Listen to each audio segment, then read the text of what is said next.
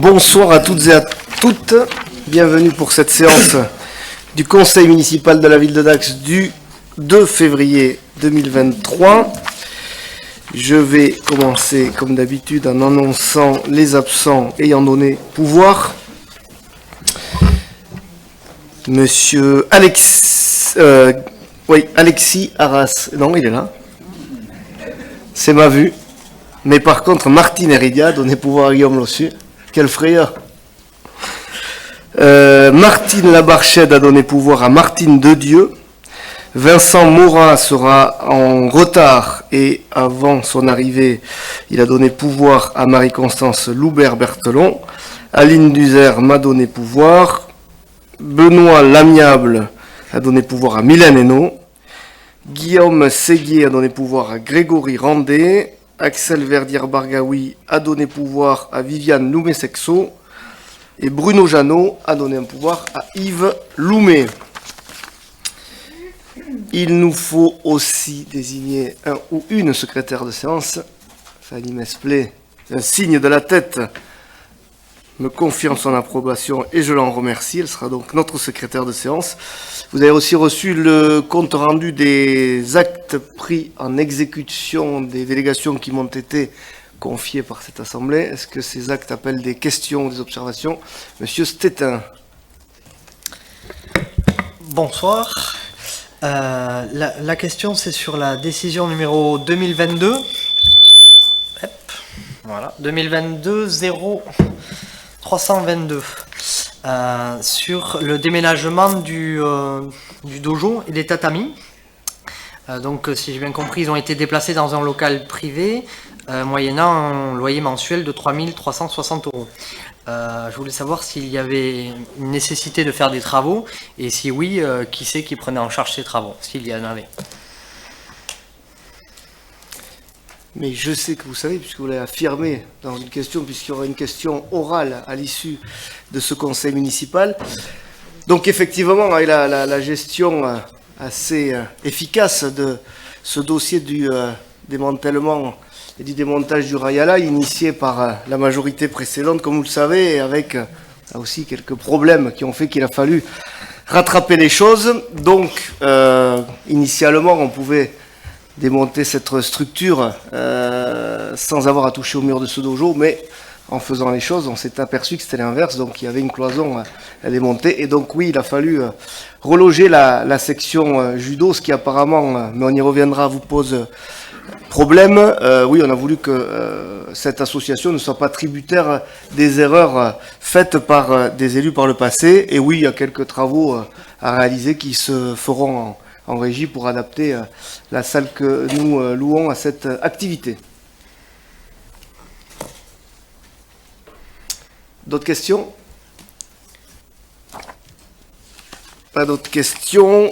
Alors je vous propose de passer à l'ordre du jour de ce conseil municipal, en précisant donc qu'une question orale sera posée puisqu'elle a été envoyée dans les délais à l'issue de ce conseil municipal. Le premier point concerne le rapport d'observation définitive de la Chambre régionale des comptes de la Chambre régionale des comptes de Nouvelle-Aquitaine, sur la gestion de la compétence eau, gestion qualitative dans un contexte de changement climatique. Donc vous avez reçu ce document qui reprend plusieurs points de la gestion de la compétence. Vous avez sans doute lu que nous avons répondu aux quelques recommandations qui étaient faites par les magistrats et que donc ce rapport ne soulève pas de sujet ni de problème particulier. Y a-t-il des questions sur ce rapport ? Il n'y en a pas. Il nous est donc demandé de prendre acte de la présentation du rapport d'observation définitive de la Chambre régionale des comptes de Nouvelle-Aquitaine portant sur la gestion quantitative de l'eau dans un contexte de changement climatique par la commune de Dax pour la période 2016-2019 et de la tenue du débat en séance. Et puisque nous n'avons qu'à prendre acte, pas besoin de voter. On peut donc passer au point numéro 2 qui concerne la cession d'un terrain nu à CIRS, et je donne la parole à Alexis Arras. Oui, vous saviez, mes chers collègues, qu'on avait mis fin à un bail amphithéotique qui nous liait à l'Association régionale de formation professionnelle des industries du bois, puisqu'il y avait depuis les années 70 à CRS sur une propriété communale, donc le CFA du bois, qui a cessé ses activités et dont une partie sont parties à Morsins. Et donc aujourd'hui, à la fois les bâtiments sont libres, mais aussi une grande assiette foncière. Et il se trouve qu'une partie de cette assiette foncière avait été intégrée dans ce qu'on appelle une orientation d'aménagement programmé, c'est-à-dire qui était devenu un terrain constructible pour des logements. Donc il s'agit aujourd'hui de vendre cette partie d'assiette foncière qui nous appartient. Nous avons fait au fond une espèce de mise en concurrence avec les offres qui nous ont été présentées par plusieurs promoteurs immobiliers, et nous avons retenu tout simplement l'offre la plus élevée, qui est l'offre du groupe Nexity, qui correspond à 1 120 000 euros. Vous avez l'estimation qui a été réalisée par les domaines, qui est à 460 000 euros. Donc il vous est simplement demandé d'approuver la cession des parcelles du terrain nu cadastré AE numéro 49 et 56, 6 lieux dit Puyo à CRS, d'une contenance totale de 19 314 m², au profit de la société Foncier Conseil, au prix de 1 120 000 euros, d'autoriser Monsieur le maire à signer l'acte authentique correspondant qui sera reçu par Maître Guémard, notaire à Dax, ou à donner procuration à cet effet à tout clerc ou collaborateur de l'étude, et d'autoriser Monsieur le maire à signer tous les documents relatifs à ce dossier. Merci. Y a-t-il des questions? Il n'y en a pas. Je mets aux voix. Qui est pour? Qui est contre? Qui s'abstient? Voté à l'unanimité. Merci Alexis Arras, toujours pour la construction de logements sociaux Célaillant. La demande de subvention qui est... Oui, là pareil, c'est un dossier, je pense, qui ce soir ne vous surprendra pas. Premièrement, parce que nous avons un règlement d'intervention depuis plusieurs années pour accompagner la production de logements sociaux. Donc il s'agit de verser la part communale de soutien à la production de logements sociaux. Et à la fois parce qu'en fait, sur cette opération, nous avions vendu une partie de l'assiette foncière, un petit terrain, à 136 000 euros. On verra dans le bilan foncier qui est la délibération suivante. Donc il s'agit tout simplement d'accompagner la part sociale qui sera réalisée dans cette résidence Célaillant. C'est un dossier, je dois dire, qui est intéressant parce qu'il y aura à peu près 80 logements, 4 bâtiments de 2 étages, un bâtiment donc dédié au logement social, et c'est la même architecture. C'est-à-dire que quand on pénétrera dans ce quartier, on ne distinguera pas à la fois le logement libre et le logement social. Donc, il y aura une pleine intégration architecturale. Moi, je voudrais vous permettre, Monsieur le maire, de faire quand même un petit commentaire par rapport à notre politique de l'habitat en général. Parce que moi, j'ai vu des choses dans Sud-Ouest qui ne correspondent pas à la réalité et qu'à un moment donné, il y a des choses qu'on ne peut pas laisser passer. J'ai lu que notre politique de l'habitat se limitait à des logements de standing ou à des résidences senior-service. Moi, je tiens à signaler que les 2 résidences senior-service qui sont en construction actuellement à Dax, elles ont été autorisées par la majorité précédente, par vous, mes chers collègues. C'est vous qui avez donné le principe, c'est vous qui avez donné l'accord aux promoteurs de faire ces réalisations. Je pense au site de l'ancienne entreprise Labic, où il aurait été plutôt intéressant de faire du logement familial. On est à côté d'un groupe scolaire, vous avez donné l'autorisation de faire une résidence senior. Je pense à l'ancienne clinique Saint-Vincent, qui était un dossier compliqué, où là, la rigueur pouvait se justifier le fait qu'on fasse une résidence senior. Et je dois dire que sur ce dossier que nous avons fait évoluer, c'est nous qui avons intégré une part sociale. C'est nous qui avons demandé à ce que la Clercienne prenne en main un certain nombre de logements pour des seniors modestes.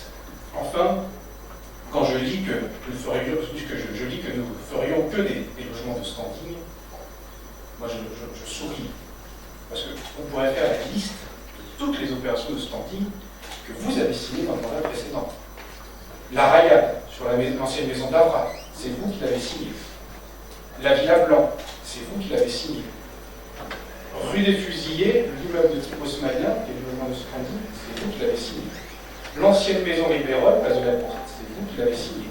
Et je pourrais faire une liste de toutes les résidences de standing que vous avez livrées. Moi, je voudrais qu'à un moment donné, il y ait de la cohérence en politique. Lorsque on a eu les discussions sur le PMIH, Madame Mongeau a dit qu'il faut ramener des CSP+, notamment dans ce centre-là. Et je constate que lorsque nous nous mettons en œuvre, on est des hypocrites. Et lorsque c'est vous qui le faites, c'est vertueux. Qu'à un moment donné, il va falloir quand même mettre en cohérence vos actes et vos paroles. Moi, j'ai pas honte des opérations que nous avons signées sur ce mandat.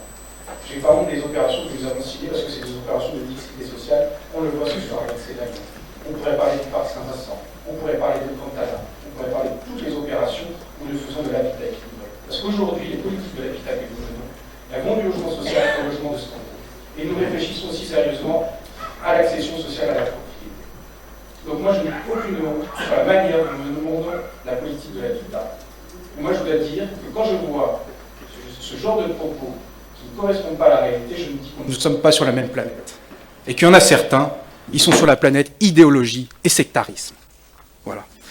Donc, il est demandé au conseil municipal de bien vouloir attribuer une subvention d'un montant de 6 700 € à la société Clercienne pour la construction de 20 logements locatifs sociaux, opération Célaillan, située route de Saubagnac, d'approuver la convention tripartite adjointe à la délibération et d'autoriser Martine Dodieu, première adjointe au maire, à signer la convention, puisque monsieur le maire la signe en tant que président d'agglo. Merci. Y a-t-il des questions? Pas de questions. Qui est pour? Qui est contre? Qui s'abstient? Voté à l'unanimité. Merci. Et merci pour ces précisions. Mission d'inventaire du patrimoine culturel maintenant. Toujours Alexis Arras. Là aussi, je voudrais faire un petit chapeau, dire que est sorti dans la revue Urbanisme le numéro spécial sur le congrès de Cité Remarquable. Donc je vous invite à acheter ce numéro spécial qui donne, je crois, une belle idée de ce qu'est à la fois la politique patrimoniale à Dax et des débats qui a eu lieu lors de cette manifestation remarquable. Moi, je voudrais vous remercier, monsieur le maire, ce soir. Je voudrais vous remercier parce que vous avez décidé de faire du patrimoine un axe fort de ce mandat et qu'aujourd'hui, c'est une décision forte de continuer la mission d'inventaire, en tout cas de l'enrichir, car aujourd'hui, un des enjeux, c'est de réaliser le site patrimonial remarquable. Et ce soir, vous avez parlé des dossiers qu'on avait retrouvés un peu en plan. Ben ça, c'était un dossier qui était en souffrance, voilà, puisque nous avions constaté que le document qui devait finaliser le SPR était inexploitable, donc il a fallu tout recommencer, nous recommençons tout depuis le début, et qu'aujourd'hui nous allons étudier le périmètre qui sera le plus pertinent pour réaliser ce site patrimonial remarquable, et la personne que nous allons missionner dans le cadre de l'inventaire du patrimoine, elle va nous accompagner pour nous aider à trouver le périmètre le plus pertinent. Je dois dire aussi que nous allons aller plus loin que l'ancienne municipalité, puisque nous ne sommes pas simplement sur l'idée d'une aire de valorisation du patrimoine, mais que nous souhaiterions avoir un PSMV si le ministère de la Culture nous l'autorise, et que ça sera, si il nous l'autorise, ce sera un outil intéressant, et surtout ce sera un levier important pour continuer la revitalisation du cœur de ville. Donc aujourd'hui, il est tout simplement, vous vous demandé d'amplifier la mission d'inventaire du patrimoine, et donc de nous y autoriser. Donc le plus simple maintenant, c'est finalement de faire voter la délibération. Il sera donc demandé au conseil municipal de bien vouloir autoriser monsieur le maire à solliciter le département des Landes et la région Nouvelle-Aquitaine pour contribuer au financement de cette nouvelle mission, d'autoriser monsieur le maire à signer la convention ci-jointe et d'autoriser monsieur le maire à signer tous les documents relatifs à ce dossier. Je tiens à signaler effectivement que dans notre démarche, nous sommes accompagnés à la fois par l'inventaire de la région qui nous soutient financièrement et nous serons aussi normalement soutenus par le conseil départemental. Bien, merci. Y a-t-il des questions? Il n'y en a pas. Qui est pour? Qui est contre? Qui s'abstient? Voté à l'unanimité. Merci. On va faire le bilan des opérations immobilières réalisées sur l'année 2022 maintenant. Alexis Arras, toujours. 2 secondes, le temps que je retrouve le document pause. annexe. Excusez-moi. Voilà, donc là, il n'y a rien d'exceptionnel. Hein. C'est toujours chaque année le même document, puisque c'est une obligation légale de faire le bilan des acquisitions et des cessions. Vous n'apprenez rien de particulier ce soir, parce que finalement, c'est le récapitulatif de l'ensemble des décisions qui ont été validées en conseil municipal. La première partie, les acquisitions, ce sont exclusivement en fait des éléments de voirie ou d'espace public qui sont entrés dans le domaine public, voilà, donc à l'euro symbolique. Donc la rue de Prunus, le lotissement des Maraîchers, le lotissement Les Jardins de Saubagnac, le terrain de la rue du Commandant Dols, qui est le petit morceau qui permet d'ouvrir le parking. Ensuite, vous avez les cessions. Vous vous souvenez que nous avions vendu sur la zone artisanale de Breuil-de-Haut un terrain pour un projet de paddle, que nous avions vendu route du plateau, un terrain pour une opération de Nexity, sur laquelle je tiens à signaler d'ailleurs, au passage, que cette délibération avait été votée à l'unanimité au printemps, et que je ne sais pas pourquoi, je ne sais pas ce qui s'est passé cet été, elle n'a pas été votée à l'unanimité à l'automne, et je pense que dans ce département, sur une opération où le bailleur social XL Habitat intervient, c'est la première fois que des conseillers municipaux socialistes s'abstiennent sur une opération liée à XL Habitat. Voilà, je tiens à le signaler, je pense que c'est une première dans ce département. Enfin, il y a un élément du patrimoine municipal qui était l'ancien immeuble de l'Arguilla Théâtre que nous vendons 63 boulevard Claude Lorrain. Il y a la fin du bail amphithéotique du CCAS rue du Palais. Et après, je vous épargne l'ensemble des éléments qui sont liés aux servitudes d'Enedis. Voilà. Et donc, si je ne me trompe pas, il doit falloir... Prendre acte. Ah, faut prendre acte. Bon, très bien. Prendre acte du bilan des opérations immobilières que vous avez décrites et qui ont été effectuées au cours de l'année 2022 et autoriser Monsieur le maire à signer tous les documents relatifs à ce bilan. Y a-t-il des questions? Pas de questions. Je mets aux voix. Qui est pour? Ah ouais, remarquez, on prend acte, donc on va en rester là. Je propose... Il faut voter. Ah, parce qu'il y a des fois, il faut voter pour Il faut prendre acte voter. et pour autoriser. Donc on va voter, si vous voulez bien. Ça vous embête pas? Bon. Alors, qui est pour? Qui est contre? Qui s'abstient? Voter à l'unanimité. On a bien fait. On va maintenant passer à la programmation culturelle 2023 de la bibliothèque Ludothèque. Martine Labarchède étant souffrante, la pauvre, nous lui souhaitons un prompt rétablissement. C'est Martine de Dieu qui va nous présenter cette programmation. Merci Monsieur le maire, chers collègues. Donc, tout au long de l'année, la programmation culturelle de la bibliothèque Ludothèque se construit autour de rendez-vous nombreux et adaptés à tous les publics. Dans une période traversée donc par la crise économique et sanitaire, ce programme fait de la bibliothèque Ludothèque un lieu privilégié. À travers le livre, le cinéma et le jeu, il est donc garanti à chaque habitant la possibilité d'entretenir sa curiosité. Donc, le détail de la programmation culturelle 2023 est le suivant. Donc, les parcours d'éducation artistique et culturelle. Alors, nous proposons d'abord des lectures musicales ou quand l'art oratoire se raconte en musique. C'est un projet croisé avec le service culture, le conservatoire municipal et la bibliothèque Ludothèque, au cours d'un spectacle Musique en vers, présenté donc à l'Atrium le 13 mars 2023. Ce projet donc est destiné à une classe du cours moyen 2, qui est la classe de Berre, une classe de 6e donc pour le collège d'Albret et une classe du conservatoire.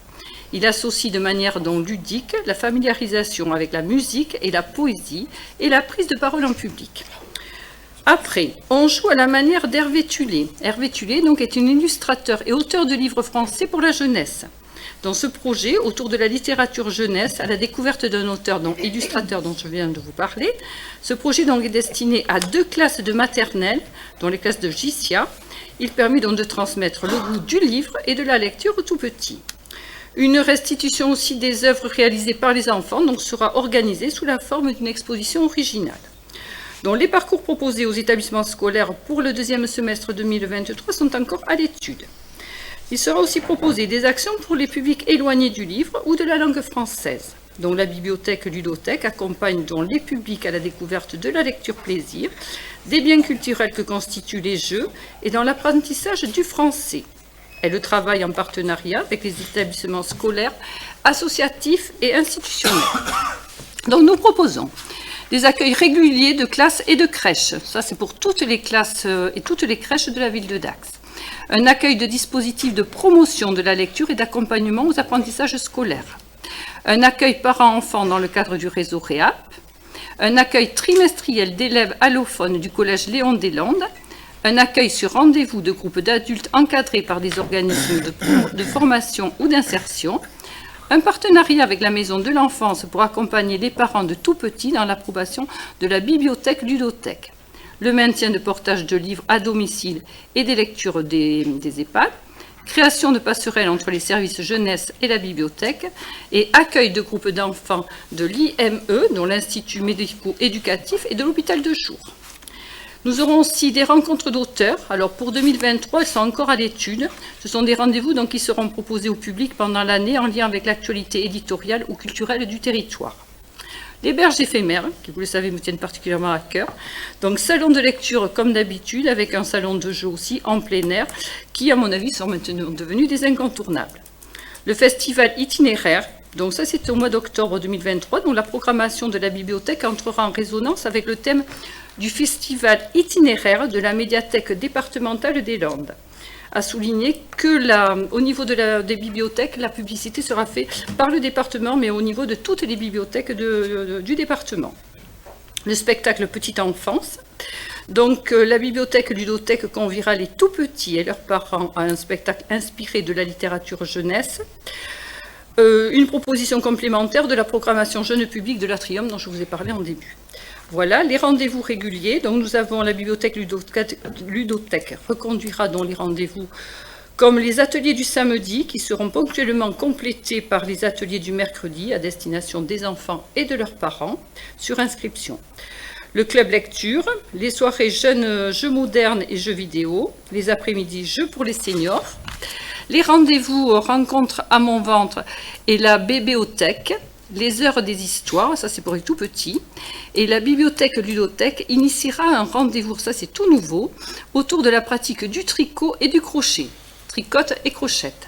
Et à terme, des projets en transversalité avec d'autres services pourront être envisagés sur des actions hors les murs.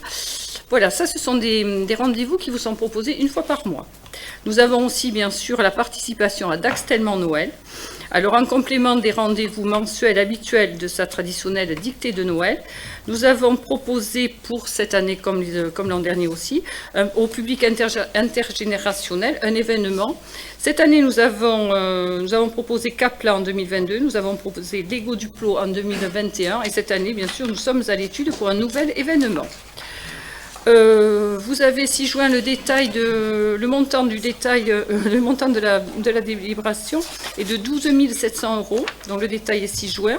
Il sera donc demandé au conseil municipal de bien vouloir approuver la programmation culturelle 2023 de la bibliothèque ludothèque municipale et d'autoriser monsieur le maire à signer tout document relatif à ce dossier. Y a-t-il des questions? Pas de questions. On va mettre aux voix qui est pour. Qui est contre? Qui s'abstient? Voté à l'unanimité. On enchaîne avec les halles de Dax et des conditions de présentation d'un successeur. Conditions nouvelles, je laisse la parole à Grégory Randet. Merci monsieur le maire, bonsoir à tous. Les commerçants des Halles exploitent chacun une étale sur le domaine public communal. Cette occupation est précaire, révocable et assujettie au paiement d'une redevance de 10 à 12 € le mètre carré, selon le niveau d'équipement livré. Une convention entre la ville et l'étalier formalise le lien juridique pour une durée de 5 ans. Pendant cette période, il est permis aux commerçants de trouver un successeur s'ils souhaitent quitter l'étal. Préalablement, ce successeur, soumis aux mêmes règles de fonctionnement, doit recevoir un avis favorable de la ville. Pour que l'étalier initial puisse présenter un successeur, une durée minimum d'exploitation est nécessaire. Cette durée doit être fixée par délibération du conseil municipal, conformément à l'article L. 2224-18-1 du Code général des collectivités territoriales. Le successeur prend l'étal pour la durée restante de la convention initiale. Comme évoqué en commission de commerce, il est donc proposé au conseil municipal de fixer la durée minimum d'exploitation à 1 an. Il sera donc demandé au conseil municipal de bien vouloir fixer à 1 an minimum la durée d'activité de l'étalier pour présenter un successeur au sein des Halles de Dax et d'autoriser monsieur le maire à signer tous les documents relatifs à ce dossier. Merci. Y a-t-il des questions? Pas de questions. Qui est pour? Qui est contre? Qui s'abstient? Voté à l'unanimité. Merci. Pascal Lagesse maintenant pour des tarifs d'occupation du domaine public et participation d'associations pour les fêtes de Dax 2023. C'est une délibération que nous votons chaque année. Comme vous le savez, il y a plusieurs sociétés qui occupent le public, les restaurateurs, cafetiers et forêts ambulants, et forêts en marchand ambulant d'abord. Comme pour tout le monde, nous sommes contraints d'augmenter l'occupation du domaine public qui est proposée avec une augmentation générale de 6%. Pour les autres commerçants qui ont un tarif spécial qui leur permet de solliciter un étalage au droit de leur commerce, également pareil, il y aura une augmentation qui passera de 70 à 74 € pour la période des fêtes, de 50 à 53 €. Concernant les associations, alors je parle des associations de l'Est Enquête qui sont installées dans le parc, des bodegas signataires de la charte des bodegas, pareil, une augmentation de 100 € par bodega, donc de 800 qui passera à 800 € pour les boissons temporaires de catégorie 3 et à 600 € pour les boissons temporaires sans alcool. Les recettes sont prévues évidemment au budget des fêtes de la ville de Dax pour l'exercice 2023. Nous allons demander au conseil municipal de Vernois de fixer les tarifs d'occupation du domaine public communal de l'occasion des fêtes de Dax 2023 conformément au tableau de l'annexe 1, de fixer les participations financières des associations autorisées à exploiter des boissons temporaires de catégorie 3 ou des boissons temporaires sans alcool sur le domaine public conformément au tableau de l'annexe 1, d'approuver l'ensemble des dispositions particulières concernant l'occupation du domaine public joint à l'annexe 2, d'approuver le projet de convention des délégats associatifs qui est annexé à 3 et d'autoriser M. le maire à signer tout document se rapportant à ce dossier. Merci. Y a-t-il des questions? Pas de questions. Je mets au voix qui est pour, qui est contre, qui s'abstient. Voté avec 7 abstentions. Merci.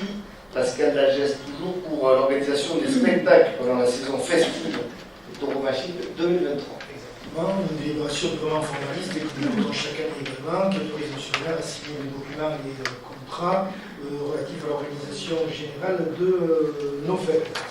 Il y a pour l'organisation des spectacles un mandataire espagnol qui est domicilié à l'Espagne, qui assure pour le compte de la ville les déclarations et le paiement des charges sociales auprès de la sécurité sociale espagnole. Le montant de ces charges est estimé à 80 000 €. Il est bien entendu que la ville paiera au regard des montants exacts qui seront déterminés à l'issue de la saison. La ville devra également prendre en charge les frais d'hébergement et de restauration des novilleros et de leur quadrilla chaque année, prendre en charge les frais de transport et d'hébergement de restauration des autres personnes apportant un concours à l'organisation des spectacles taurins, verser une somme forfaitaire pour l'ensemble des spectacles taurins aux alguazils de la race de 3 100 pour les alguazils et 4 500 pour la race, sachant que s'il y a des annulations, évidemment, ce montant serait diminué. Concernant les frais des maillots, là c'est pareil, il y a un versement journalier de 90 € et également de 47 € par taureau, 27 € par novillo, 16 € par novillo pour bien compliqué et 12 € par vache. Le remboursement des frais de transport est prévu, donc au montant d'un billet de retour en train ou à 0,37 € par kilomètre. Dans le cas de l'annulation ou de report au cas de force majeure, il convient que assume l'ensemble des frais engagés pour son organisation. S'il y a une annulation, les frais de transport et les frais de restauration seront donc l'hébergement seront remboursés si et seulement si la date d'annulation intervient dans un intervalle restreint ayant amené effectivement les dépenses précitées. Enfin, dans un contexte persistant sur la gravité de la crise du Covid, l'organisateur, la ville, se réserve le droit de mettre en œuvre le programme établi par la commission taurine si l'ensemble des commissions de sécurité n'est pas rempli. S'il y a un renoncement, ça ne donnera lieu à aucune indemnité. Cette clause figure dans les contrats. La ville de Dax assure également l'engagement des contrats et des prestations pour les spectacles festifs. De manière identique et dans le contexte de la crise sanitaire, l'organisateur se réserve le droit de ne pas mettre en œuvre le programme établi par la commission de fêtes populaires si l'ensemble des conditions de sécurité n'est pas remplies. Ce renoncement ne donnera lieu à aucune indemnité et cette clause figurera également dans les contrats. Les crédits seront évidemment inscrits au budget des fêtes de Dax. Il sera donc demandé au conseil municipal de bien à vouloir approuver l'organisation des spectacles taurins festifs lesquels on s'est dessus et d'autoriser M. le maire à signer les contrats des spectacles taurins et populaires uniquement si important. Merci. Les questions? Pas de questions. Qui est pour? Qui est contre? Qui s'abstient? Voté à l'unanimité. On passe maintenant à la participation de la ville aux frais de fonctionnement des écoles privées sous contrat d'association pour l'année 2023. Marie-Constance Loubert-Berthelot. Oui, merci Monsieur le maire. Donc, conformément à l'article L 442-5 du Code de l'éducation, la commune est tenue de participer aux dépenses de fonctionnement des établissements privés sous contrat d'association. Ces dépenses sont prises en charge par la collectivité sous forme d'une contribution forfaitaire par élève et par an. Pour l'année 2023, il est proposé de maintenir le montant versé par élève au titre de cette participation. Alors, c'est 1 344 € par élève en maternelle, pour un effectif de 62 élèves d'Aqua scolarisés à l'école maternelle privée, et 564,50 € par élève en élémentaire, pour un effectif de 150 élèves d'Aqua scolarisés à l'école élémentaire privée. Le montant total de cette participation forfaitaire s'élèverait à 168 000 €. Cette dépense est susceptible d'être réajustée en fonction des effectifs qui seront constatés à la rentrée de septembre 2023. Les crédits correspondant à cette contribution forfaitaire sont inscrits au budget primitif de la ville, exercice 2023. En outre, la ville assure un certain nombre de prestations annexes, participation à la fête de Noël, transport vers les installations sportives et mise à disposition d'éducateurs sportifs, et ce pour un montant de 15 662 €. Il sera donc demandé au conseil municipal de bien vouloir fixer la contribution forfaitaire de la ville au fonctionnement des établissements privés sous contrat d'association pour l'année 2023 à hauteur de 1 344 € par élève d'Aqua en école maternelle et 564,50 € par élève d'Aqua en école élémentaire, et d'autoriser Monsieur le maire à signer tout document se rapportant à ce dossier. Merci. Y a-t-il des questions? Des questions? Qui est pour? Qui est contre? Qui s'abstient? Voté à l'unanimité. Amine Benaga-Bouche, maintenant pour les modifications de modalités de mise à disposition des salles municipales. Oui, bien, merci Monsieur le maire. La délibération du conseil municipal en date du 25 juin 2015 fixe les modalités de mise à disposition des salles municipales, en particulier aux associations et à tout autre utilisateur. Il est proposé de supprimer les salles de l'EVAC, les salles des Halles, la maison de la Barthe et le carreau des Halles, soit parce que ces espaces ne seront plus disponibles ou sont régis par de nouvelles délibérations. Il est proposé également de supprimer les chèques de caution compte tenu des modifications de gestion des chèques imposées par la DGFiP et l'impossibilité de mener des états de lieux contradictoires avant et après la mise à disposition des salles. Enfin, vous informez que la maison de quartier de Sauvagnac est désormais équipée d'une alarme anti-intrusion. La tarification donc des interventions sont stipulées au sein de la délibération. Il sera donc demandé au conseil municipal de bien vouloir approuver les tarifs de location de mise à jour et figurant en annexe tenant compte de la suppression d'informations obsolètes de la facturation des interventions de télésurveillance, approuver la suppression du dépôt de caution préalable à la mise à disposition des salles et autoriser Monsieur le maire à signer tous les documents relatifs à ce dossier. Merci. Des questions? Pas de questions. Qui est pour? Qui est contre? Qui s'abstient? Voté avec 7 abstentions. Je vous remercie. Et je passe la parole à Mylène Hainaut pour le rapport annuel en matière d'égalité entre les femmes et les hommes. Merci, Monsieur le maire. Alors, pardon. Les collectivités territoriales de plus de 20 000 habitants sont tenues de présenter à l'Assemblée délibérante un rapport annuel en matière d'égalité entre les femmes et les hommes. Cette présentation a lieu préalablement au débat sur le projet de budget. Alors, le rapport en lui-même fait 30 pages. Je vais donc vous résumer un petit peu la chose et surtout ce qu'il faut en retenir. Les chiffres clés. Alors, d'abord, pas de distorsion majeure sur les données genrées en matière d'égalité femmes-hommes. Et les chiffres clés, au 31/12/2022, il y avait 405 agents répertoriés, 52,6% de femmes et 47,4% d'hommes, taux de féminisation légèrement inférieur à celui de la moyenne nationale qui est de 61%. Celui-ci est lié en partie au service ADAX avec un effectif important sur les pôles techniques et la gestion des installations sportives. Il n'y a pas de déséquilibre dans la répartition par catégorie au niveau de fonction entre les femmes et les hommes. A souligné une répartition équilibrée sur les postes de direction, de responsables de service, avec une proportion plus importante en faveur des femmes sur ces postes.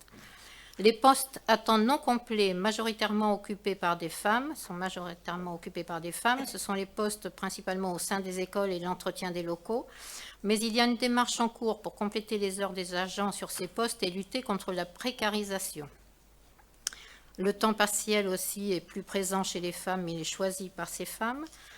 Pas de distorsion, de déséquilibre dans le déroulement de carrière de promotion des femmes et des hommes. Une veille est menée chaque année sur ces questions. Et des moyennes de rémunération des fonctionnaires quasi équivalentes.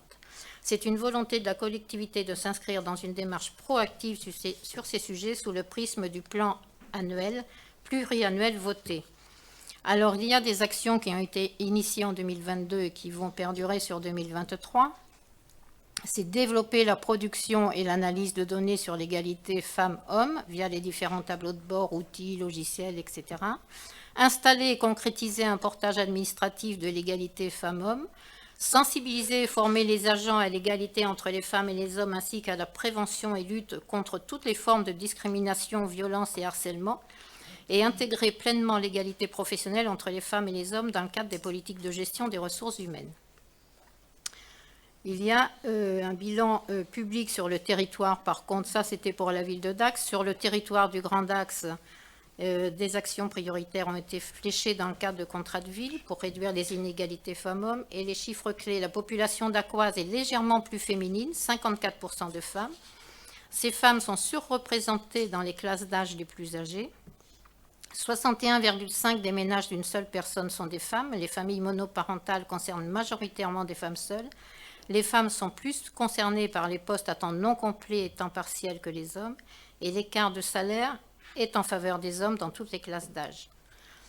Le bilan des actions menées 2022 et la perspective 2023, c'est l'emploi et l'insertion professionnelle avec l'accompagnement de femmes éloignées de l'emploi ou en recherche d'emploi. Le sport aussi pour rompre l'isolement et développer la citoyenneté à travers le rugby, proposer la pratique d'activités sportives et des ateliers santé. Des actions en faveur de la santé et du bien-être en direction des femmes. Et enfin, la connaissance des droits et notamment l'aide aux victimes sur les thématiques de la citoyenneté, des discriminations, des violences conjugales et des infractions pénales. Voilà en résumé ce que contient le rapport Égalité hommes-femmes. Donc il sera demandé au conseil municipal de bien vouloir prendre acte de la présentation de ce rapport si annexé sur l'égalité femmes-hommes préalablement au débat sur le projet de budget pour l'exercice 2023. Merci. Y a-t-il des questions ? Pas de questions, donc nous prenons acte de cette présentation et nous passons, puisque vous en avez parlé, au rapport sur les orientations budgétaires 2023. Toujours Mylène Hainaut. Merci. Alors, ce débat sur les orientations budgétaires, c'est l'occasion de présenter l'évolution de l'environnement économique et réglementaire, le contexte financier issu du dernier exercice budgétaire et enfin les principales orientations du futur budget. Le contexte économique, il faut simplement retenir que l'inflation à la fin de l'année 2022 est de 5,2% et que les indices de prix de l'énergie, combustibles et carburants sont très volatiles. Le contexte aussi sur le plan national, ce sont des dépenses communales au plus haut niveau. En effet, la hausse des prix sur les collectivités serait de 7,2% en 2022 contre 5,2% pour l'indice des prix à la consommation des ménages.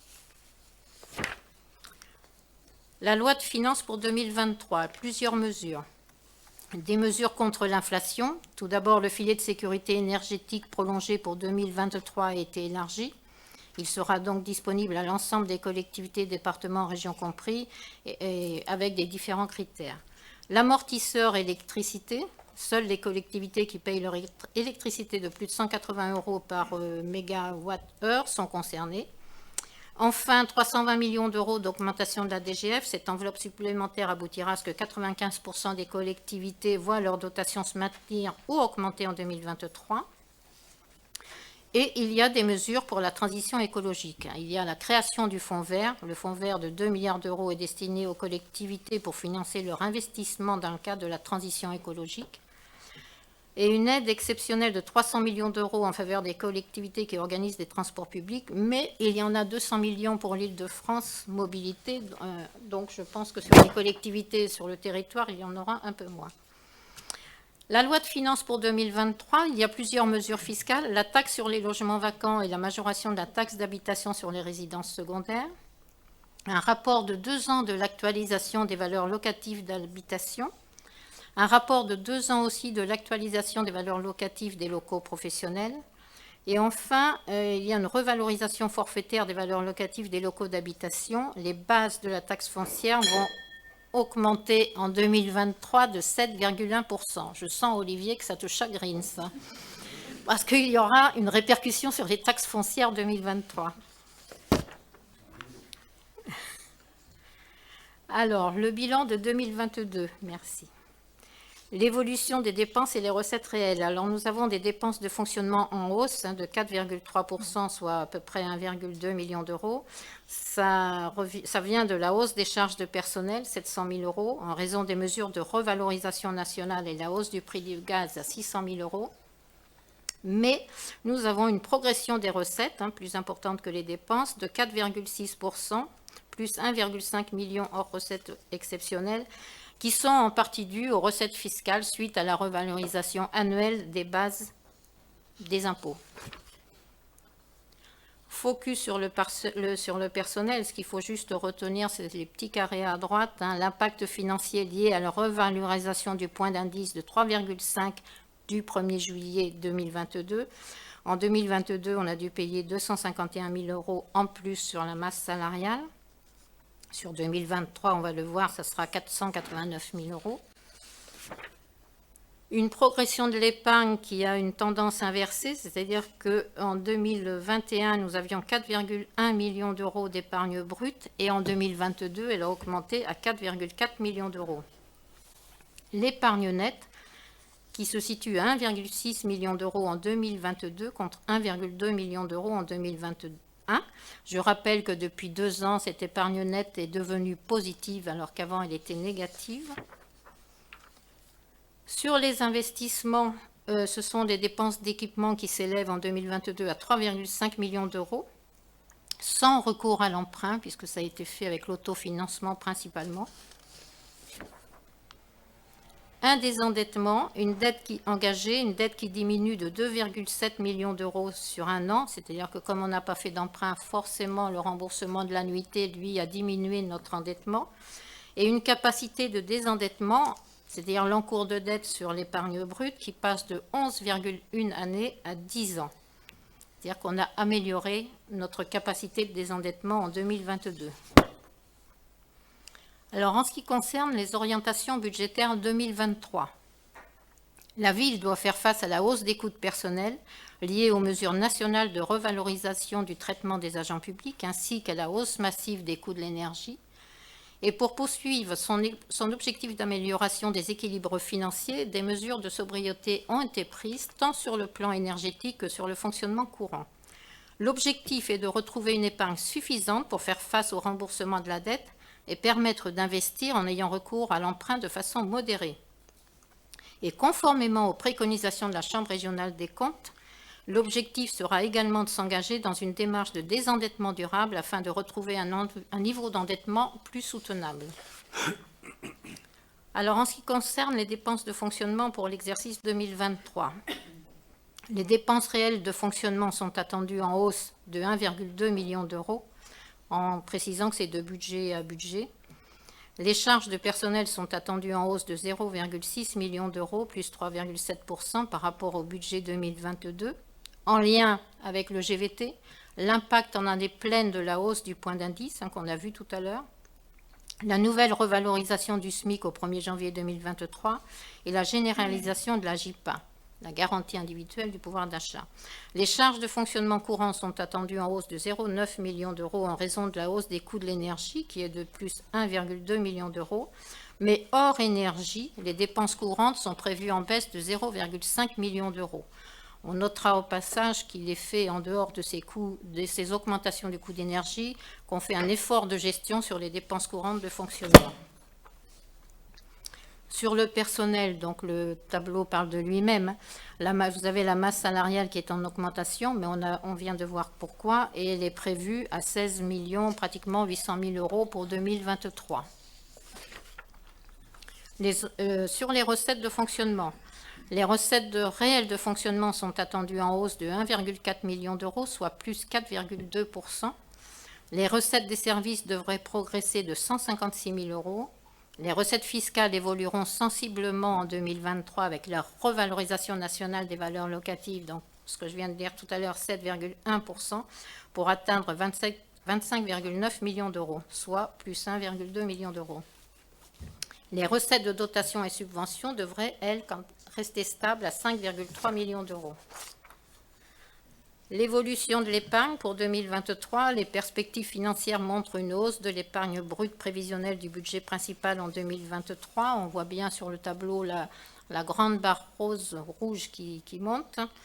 Une hausse de l'épargne brute prévisionnelle du budget principal en 2023, hors résultats antérieurs et par rapport aux exercices précédents, soit environ 168 000 euros par rapport au budget primitif 2022.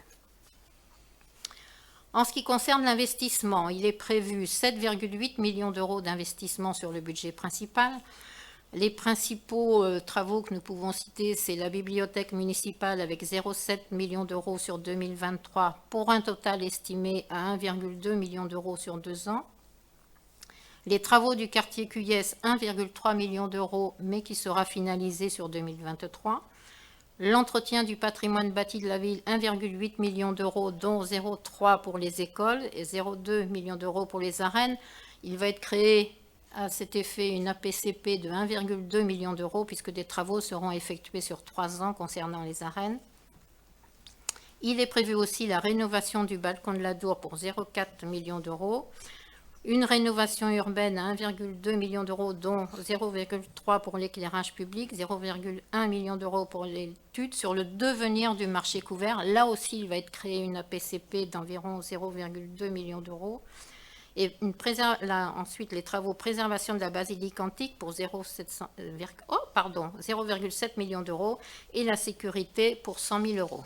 Voilà pour les investissements principaux. Le financement de la section d'investissement. Comme vous voyez ce tableau, une grosse partie, c'est l'autofinancement. Il est simplement envisagé un emprunt à hauteur de 0,5 million d'euros en 2023 contre un remboursement d'emprunt de 2,9, et ceci afin de poursuivre le cycle de désendettement. Donc, le désendettement est engagé pour 2022 à moins 2,4 millions d'euros. Le tableau suivant vous montre la phase de désendettement jusqu'à 2025. C'est une prospective. En 2023, le désendettement devrait être de 1,7 million d'euros. L'objectif pour les années suivantes, et suite à la recommandation de la CRC, d'ailleurs je le rappelle, est à minima de 500 000 euros par an pour atteindre une baisse cumulée de 5,7 millions d'euros depuis 2020. En ce qui concerne les budgets annexes, le budget annexe des fêtes pour 2023, l'objectif est de se rapprocher de l'équilibre sans subvention du budget principal. Cet objectif ambitieux ne pourra être atteint qu'avec une recherche d'économie sur les coûts d'organisation des fêtes et une optimisation des recettes. Le budget annexe des activités assujetties à la TVA. Ce budget s'équilibre en fonctionnement par ses propres ressources et couvre le remboursement des emprunts. En investissement, le budget 2023 va prévoir le solde de l'opération de réhabilitation des halles pour 100 000 euros. Le budget annexe du stationnement en investissement, le budget 2023 va prévoir aussi le solde des travaux d'aménagement urbain des halles pour 200 000 euros. Et enfin, le budget annexe des boues et eaux thermales. Ces deux budgets particulièrement touchés par la crise sanitaire en 2020 et 2021 ont nécessité une actualisation des tarifs de vente de l'eau thermale et des boues en 2023 de manière à pérenniser cette activité. En conclusion, ce qu'il faut retenir des orientations budgétaires pour 2023, maîtriser des dépenses de fonctionnement pour faire face aux dépenses subies liées à la crise économique et poursuivre le redressement des finances de la ville, ne pas augmenter les taux de fiscalité de la commune pour préserver le contribuable, poursuivre les investissements pour la sauvegarde des équipements municipaux dont l'état n'a cessé de se dégrader depuis des années, et investir de façon raisonnée et pertinente pour favoriser l'attractivité de la ville tout en continuant le cycle de désendettement engagé en 2022. Voilà le débat d'orientation budgétaire. Est-ce que vous avez des questions ? Alors, monsieur Loumet. Ah, c'est l'autre. Ça va être à gauche. Celui-là ou celui-là? À Celui de gauche. Ouais, ouais. Ah oui. Je prends. Monsieur le maire, chers collègues, nous prenons acte de vos orientations budgétaires et des politiques que vous souhaitez prioriser sur l'année à venir. Nous avons analysé avec attention ce rapport. Il ne vous étonnera pas que nous y trouvons à redire. En dépenses de fonctionnement, d'abord, trois diapos commentent la hausse des coûts de personnel. Une seule expose les investissements envisagés sur l'exercice et aucune sur les politiques à destination des habitants. Chacun en déduira ce qu'il souhaite, mais nous y reviendrons. Les coûts de personnel augmentent donc, notamment suite, vous l'avez dit, Madame l'adjointe, à la revalorisation du point d'indice dû à l'inflation. Monsieur le maire, pour notre part, nous nous en réjouissons pour les agents de cette collectivité et de toutes les autres. Dans la période que nous traversons tous, une hausse de salaire pour faire face à l'augmentation du coût de la vie est une bonne nouvelle. Les hausses, parlons-en. Les recettes des services sont attendues en progression de 156 000 euros. Nous n'avons aucun mal à le croire. Bon nombre de tarifs municipaux augmentent. Pour certains, cela peut s'entendre. Pour d'autres, beaucoup moins. Puisque nous évoquons les augmentations de tarifs, nous constatons une hausse attendue des taxes foncières de 7,1%. Je rappelle que celle-ci a déjà augmenté, je parle de la taxe foncière, suite à la mise en place de la GEMAPI. L'absence d'augmentation des impôts n'était-elle pas une de vos promesses de campagne? Vous nous répondrez bien sûr, pas de hausse sur les bases communales, rhétorique quand tu nous tiens. Toujours est-il que factuellement, ne vous en déplaise, les impôts augmentent à Dax. Pour toute réclamation, nous vous invitons à vous adresser à votre première adjointe, représentante locale en fonction des enjeux électoraux du parti présidentiel. Nous y relevons également le désendettement engagé et l'absence de nouvel endettement claironné. Considérant que depuis votre arrivée, vous vendez dès que l'occasion se présente le patrimoine municipal, nous serions tentés de vous dire heureusement. Heureusement que vous n'avez pas recours à l'emprunt quand vous annoncez régulièrement les cessions immobilières de biens propriété de la ville. Pour preuve, les deux délibérations que vous soumettez ce soir à l'approbation du conseil municipal, l'une faisant le bilan des cessions 2022 pour 481 355 euros, est-ce le bon montant? L'autre validant la cession de 2 parcelles nues pour un prix de vente de 1,12 million d'euros situées à CRS. Et je crois qu'en 2021, les cessions se montaient à plus d'1 million d'euros également. Pour les investissements, vous poursuivez les travaux engagés sur la bibliothèque. Très bien. Mais gageons que le coût total des travaux sera bientôt supérieur au restant à charge de la ville, prévu par la médiathèque que vous avez souhaité bien vite enterrer. Ça vous fait sourire. Mais après tout,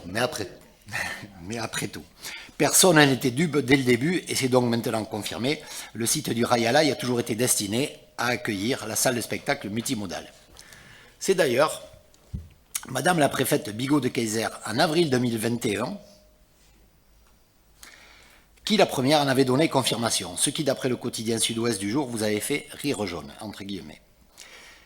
À ce sujet, contrairement à vos affirmations, nous précisons ne pas être contre la salle, encore moins contre une salle à Dax. Nous condamnons par contre, avec 40% des élus de la communauté d'agglo du Grand Dax, la précipitation avec laquelle vous menez ce dossier et le risque financier à réaliser cette opération maintenant, dans la période troublée actuelle, sans réelle étude d'impact financier. Vous avez donc fait faire des études, mobilisé du temps et de l'argent pour valider artificiellement un choix fait depuis votre prise de fonction.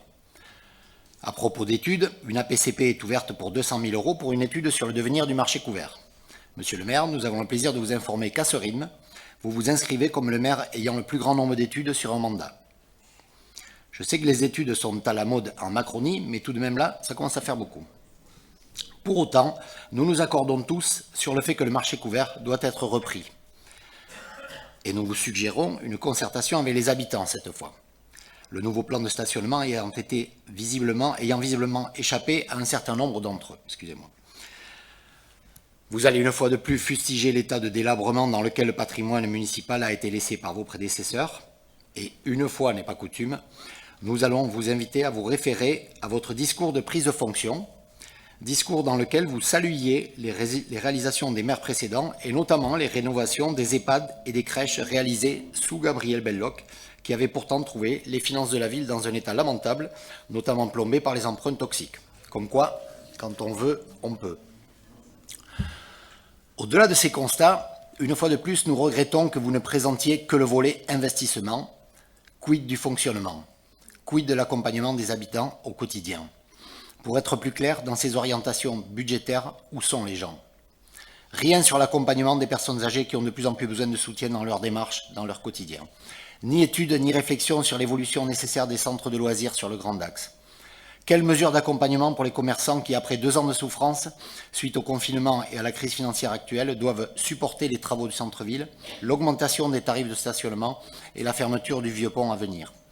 Quid du soutien et de la pérennisation des manifestations culturelles quasi universelles, comme Rencontre à lire, Festival de la photo, Fête de la musique, pourquoi pas Motorhead Blues, etc. Êtes-vous concerné par l'environnement, monsieur le maire? Je vois des arbres tomber sans être remplacés. Je vois des fleurs, mais rien de pérenne. Quand les fleurs fanent, plus rien. Bref, je le répète, où sont les gens? Vous comprendrez aisément, au regard des différentes interventions qui sont les nôtres depuis bientôt 3 ans, que vos arbitrages ne correspondent en rien à ce que nous aurions fait et que ce rapport d'orientation budgétaire n'est ni à la hauteur, ni des enjeux, ni de ce que sont en droit d'attendre les Dacoises et les Dacois. Je vous remercie. Mylène Hainaut. Alors, d'abord, je laisserai certains sujets à monsieur le maire pour des réponses, mais sur la hausse des coûts de personnel, bon, ben, ça c'est inévitable et vous le savez, mais effectivement, c'est très bien pour le personnel. Par contre, quand vous dites qu'il n'est rien fait pour les habitants, c'est grâce à tout ce qu'on met en route sur le personnel, sur les services rendus à la population par les crèches, par les EHPAD, parce que je vous rappelle quand même qu'il y a une subvention de la ville au CCAS, hein, et là, on travaille sur la personne âgée. Et je pense que Sarah pourra peut-être en parler aussi pour tout ce qui est fait. Ensuite, vous m'étonnez quand même sur la taxe foncière. Alors là, franchement, j'en ris quand même, hein, parce que nous dire que nous ne tenons pas notre promesse de programme sur ne pas augmenter les impôts locaux et nous dire qu'il y aura une augmentation de la taxe foncière, ben oui, monsieur Loumet, je ne sais pas si vous êtes au courant, mais c'est décidé au plan national, la revalorisation des valeurs locatives. C'est indépendant de la volonté d'une commune ou de la volonté du maire et de son conseil municipal. Je trouve, mais excusez-moi de le dire, mais je trouve ça d'un ridicule quand même. Je ne comprends même pas que vous puissiez le dire. Est-ce que vous savez comment c'est fait une taxe foncière? Il y a des bases, il y a des valeurs locatives, et vous savez que l'augmentation n'est pas de notre fait, que c'est initié par l'État. Est-ce que vous le savez?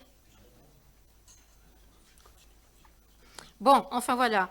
Quant à la vente du patrimoine municipal, dans l'État où nous l'avons trouvé, je pense qu'il était quand même plus logique de vendre des biens qui tombaient en ruine. Je vous rappelle par exemple les bâtiments qui étaient boulevard Claude Lorrain, la rue de la Caisse d'épargne, enfin Alexis pourra en dire d'autres, mais ils étaient dans des états épouvantables. Ce n'est pas avec les finances que vous nous avez laissées que nous pouvions les remettre en état. Et pour déjà remettre en état ceux qui nous restent encore, et il en reste beaucoup, quoi que vous en disiez, il faut de l'argent. Et l'argent, c'est par la vente de biens. C'est normal. Enfin, pour moi, ça me semble normal. Quant à la bibliothèque, quand vous faites le rapport entre la médiathèque et la bibliothèque, je vous rappelle quand même que là, le coût prévu pour la bibliothèque est de 1,2 million. Et sur la médiathèque, si je ne m'abuse, c'était 8 millions d'euros de prévu. Je ne sais pas comment vous l'auriez financé, ou alors tout en augmentant l'endettement. Moi, ça me semble bizarre. Quant aux études aussi, je voudrais bien faire le rapport des études qui ont été faites avant, parce que de mémoire, je pense qu'il y en avait beaucoup aussi. Enfin ça, on fera le point un jour, on regardera. Et après, pour le reste, je laisse monsieur le maire répondre. Si, ou Alexis. C'est déjà très complet. Monsieur Loumet avait redemandé la parole. Il n'en veut plus. Si. Salut. Vous aviez l'air un peu...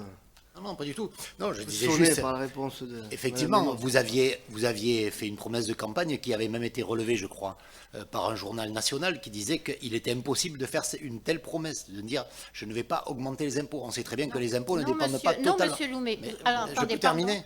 Oui. Merci. Donc, vous aviez fait cette promesse, je n'augmenterai pas les impôts. Et je crois que c'est le journal Le Monde, mais enfin, on le retrouvera pour ceux que ça intéresse, qui avait dit, attention, c'est une promesse qui est intenable. Voilà, c'est tout. C'est juste ce que je voulais faire remarquer aujourd'hui. Monsieur Loumet, nous avons bien précisé à l'époque, c'était le taux des impôts communaux que nous n'allions pas augmenter. Ils étaient d'ailleurs fort élevés déjà quand on les avons pris. Et nous n'allions pas en plus accentuer ce taux. Non, c'est le taux. C'est ça qu'il faut réfléchir. Et si vous reprenez nos éléments de campagne municipale, c'était bien indiqué, nous n'allons pas augmenter le taux de fiscalité. Voilà, c'est tout. Merci. Alors, Alexis Arras. J'ai moi-même un peu souri quand je vous ai entendu ce soir, parce que véritablement, vous êtes sur une autre planète. On n'est pas dans le même monde. Quand vous nous dites la litanie des études, on va faire la liste des études qui ont été faites entre 2008 et 2020. Mais vous allez être effarés de projets qui n'ont jamais abouti. Vous voulez qu'on vous fasse la liste, ne serait-ce que pour la médiathèque, entre les différents sites qui ont été envisagés. C'est délirant. Et vous venez ce soir nous expliquer que nous sommes simplement dans des études. Mais vous êtes sur une autre planète. Vous nous avez parlé de la cession du patrimoine. Là aussi, j'ai souri, parce que, honnêtement, dans le mandat précédent, vous n'avez pas été avare, ni depuis 2008. Je crois qu'on avait évalué entre 15 et 16 millions d'euros le volume des cessions en 12 ans. 15 et 16 millions d'euros. Et vous avez réussi en 12 ans à augmenter de plus de 10 millions d'euros la collectivité. Vous avez augmenté de plus de 30% la taxe foncière, de plus de 30% la taxe d'habitation. Et vous venez encore ce soir nous faire des leçons. C'est quand même extraordinaire. Vous avez un surmoi. J'ai de l'admiration pour vous. Honnêtement, j'ai de l'admiration pour vous. Je voudrais continuer sur le patrimoine parce que, honnêtement, vu l'état, et ma collègue l'a dit, dans lequel on a récupéré le patrimoine, les 11 maisons de rue de l'Épargne, mais on aurait dû vous les faire visiter. On aurait dû vous les faire visiter. Elles sont dans un état déplorable, attaquées par un champignon. On les a vendues au bon moment. Et le pire, ça aurait été la démolition. C'est les premiers HBM de Dax. C'est un élément patrimonial. On va le sauver. On va y mettre des jeunes ménages, d'ailleurs, des jeunes actifs, grâce à Inly Sud-Ouest. Peut-être que vous considérez, vous aussi, que c'est des logements de standing, comme je le lis dans la presse. Non, ce n'est pas le cas. Donc là aussi, dans nos opérations de cession du patrimoine immobilier, on a ciblé d'abord le patrimoine le plus détérioré. On a cité la rue Claude Lorrain. On pourrait citer le presbytère, sur lequel on fait une opération avec Massiflore. Et je vais vous le dire ce soir pour le presbytère. Si on ne l'avait pas vendu, la structure de l'immeuble a été tellement fragilisée, on attendait 1 ou 2 ans de plus, l'immeuble il s'effondrait. Ça a été une opportunité pour nous que le groupe Massiflore accepte de faire une opération mutualisée avec les locaux de la Caisse d'épargne et qu'on puisse vendre cet élément qui est aussi un élément du patrimoine du centre-ville. Et ce soir, vous nous expliquez comme si on vendait les bijoux de famille, comme si c'était réjouissant. Ça n'est pas le cas. Enfin, je voudrais finir sur le foncier. Là aussi, moi je l'ai répété, je l'ai dit à un autre conseil municipal, il y a des faits et il y a vos propos. Les faits, c'est que les terrains que nous vendons sont des terrains constructibles, en orientation d'aménagement programmé, que vous avez inscrit dans le PLUIH, que vous avez réalisé et que nous vendons aujourd'hui. Donc vous aviez l'intention de les vendre, ces terrains. Vous n'alliez pas les garder. Et aujourd'hui, vous savez qu'il existe la loi climat et résilience, la mise en place du zéro artificialisation nette. Si on garde ces terrains 15, 20 ou 30 ans, dans 15, 20 ou 30 ans, ces terrains deviendront inconstructibles. Et leur valeur sera égale à un terrain agricole. Alors peut-être que vous voulez monter une régie agricole municipale, beau projet. Mais ce n'est pas le nôtre. Le nôtre, ce soir, c'est quand même de construire aussi. Voilà. Donc, entendre vos propos, je souris parce que je me dis, effectivement, vous êtes sur une autre planète. On n'est pas sur la planète Terre, là. Merci. Pas d'autres interventions. Donc, oui, pour conclure... Beaucoup de choses ont été dites effectivement par Mylène Hainaut, Alexis Arras.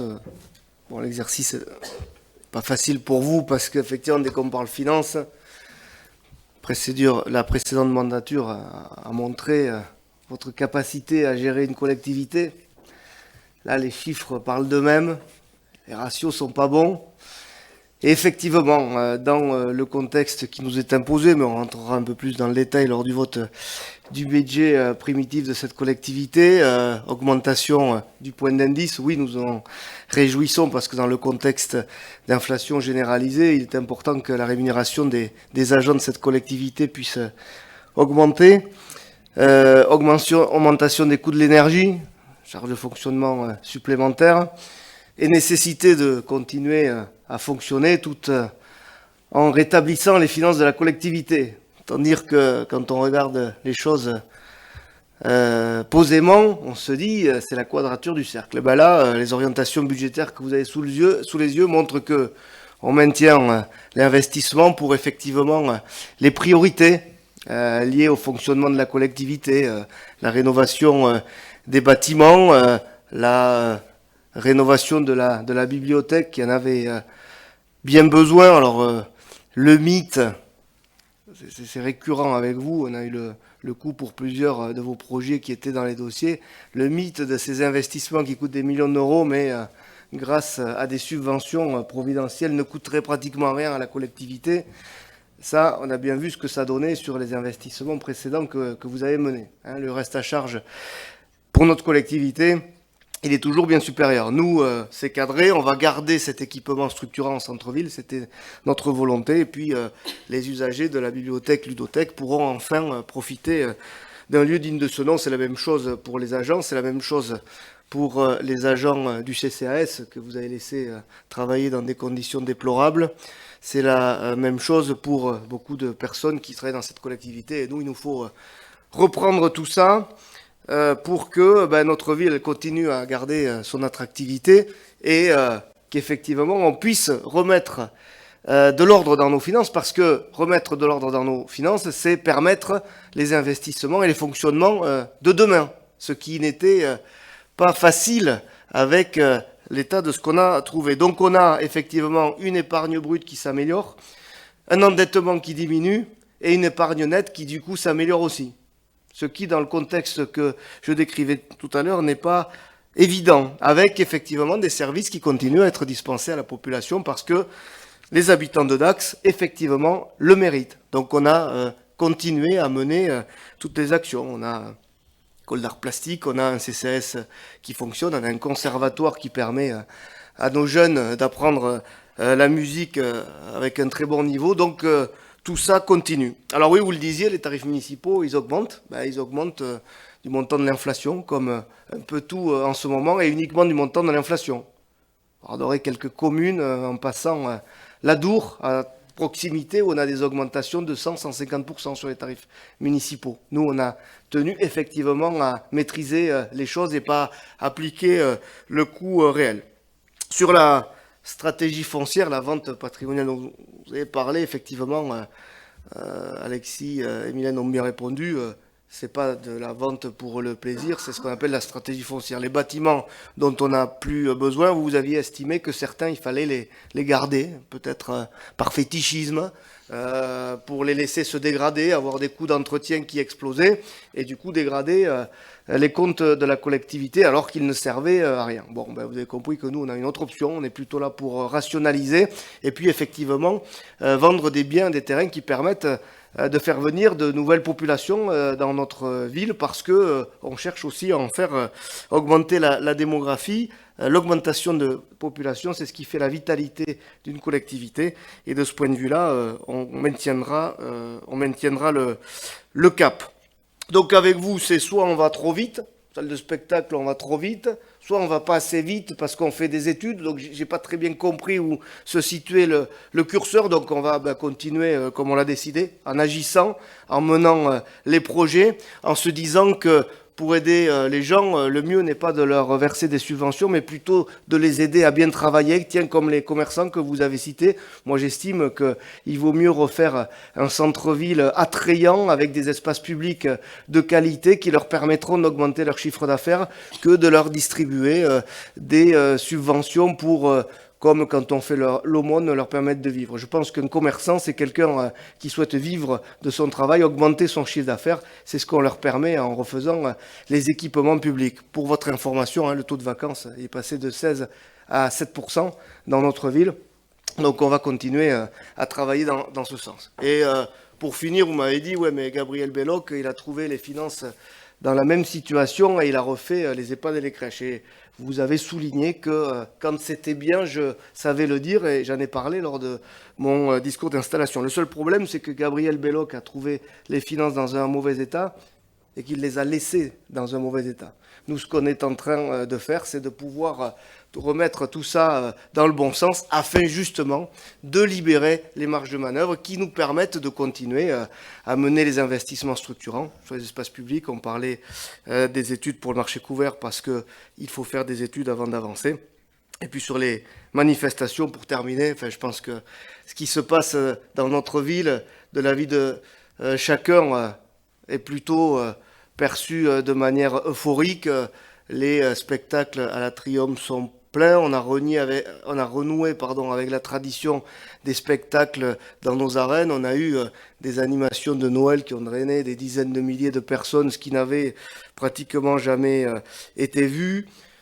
Bon voilà, on a une ville qui vit, qui respire, avec la nécessité effectivement d'arbitrer et de mettre les sommes au bon endroit, parce que ce qui nous intéresse, c'est que cette ville, elle soit plus attractive, cette ville, on y vive encore mieux, et cette ville, elle soit mieux à la fin du mandat qu'au début, dans la situation où nous l'avons trouvée.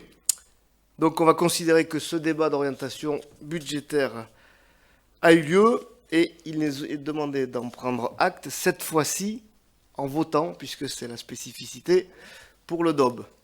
Donc, qui est pour prendre acte de ce débat, qui est contre, qui s'abstient, pris acte à l'unanimité. On va parler maintenant du refinancement de la dette et l'étalement de la charge des indemnités de remboursement anticipées intégrées au capital.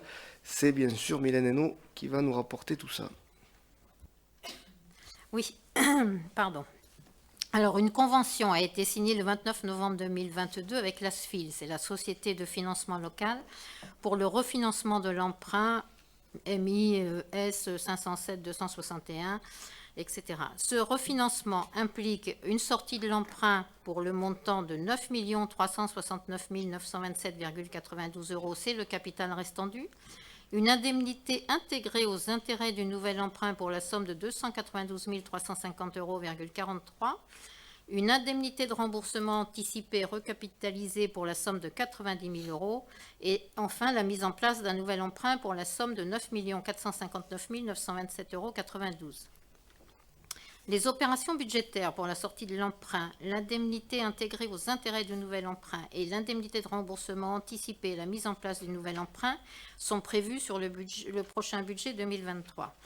Le refinancement de cet emprunt comporte une indemnité intégrée au capital du nouveau prêt pour 90 000 €.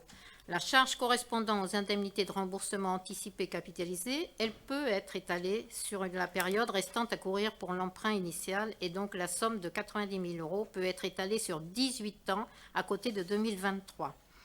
Les opérations d'ordre seront prévues sur le budget 2023 pour étalement de la charge, d'une part pour un transfert de la charge sur le BP 2023 pour un mandat à l'article 4817, un titre de recette à l'article 796 pour 90 000 €.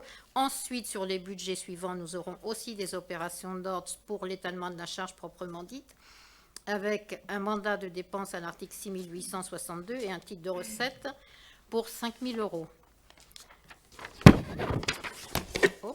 Ces opérations d'amortissement de la charge s'étaleront de 2023 à 2040, comme indiqué sur le tableau joint en annexe. Il est donc demandé au Conseil municipal de bien vouloir décider de procéder sur l'exercice 2023 aux écritures pour la sortie de l'emprunt refinancé, aux écritures pour l'indemnité intégrée aux intérêts du nouvel emprunt, aux écritures pour l'indemnité de remboursement anticipé recapitalisée et aux écritures pour la mise en place du nouvel emprunt, et de décider de l'étalement et d'amortissement de la charge correspondante à l'indemnité intégrée au capital du nouvel emprunt pour la somme de 90 000 € sur une durée de 18 ans et de procéder aux écritures comptables comme indiqué dans le tableau annexé et d'autoriser Monsieur le maire à signer tous les documents relatifs à ce dossier. Merci. Pardon. Non, c'est tout. Y a-t-il des questions? Pas de questions. Qui est pour? Qui est contre? Qui s'abstient? Voté. à l'unanimité. Merci. Mylène, toujours Oui. pour le recrutement d'un agent contractuel non permanent sur un contrat de projet. Alors, effectivement, dans le cadre de sa mission d'inventaire et de valorisation du patrimoine historique de la ville de Dax et d'un conventionnement avec la région Nouvelle-Aquitaine, il est nécessaire de recruter un agent contractuel non permanent afin de mener à bien ce projet. Ce contrat de projet permettra à la ville de Dax, en lien avec la région Nouvelle-Aquitaine, de réaliser les objectifs scientifiques suivants.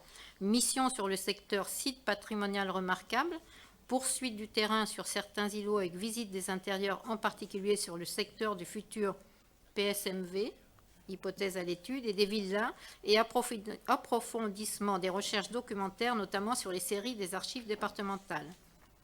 Autre mission hors SPR, achèvement du repérage des édifices postérieurs au cadastre de 1825 et antérieurs à 1980 et réalisation des dossiers des édifices sélectionnés pour une étude plus approfondie.